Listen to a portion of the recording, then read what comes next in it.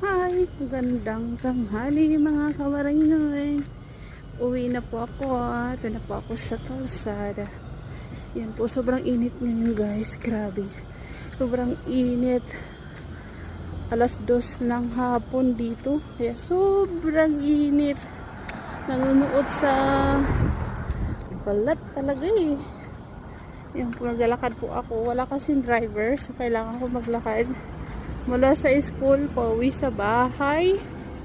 Nilalakaran ko. Tuwing may pasok guys, naglalakad lang ako. Hindi naman siya nakakatakot. Kasi, ano naman, safe naman siya. Pwede naman siya maglakad guys. Ang yun nga lang mahirap guys, kasi sobrang init. Grabe. Tanghaling tapat.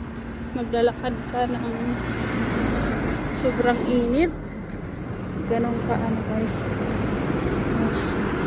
Tinitiis ko guys ang init. Pero nakapayong si Inday. Nakasombrero, nakatakip pa yung mukha. Ganon dito guys.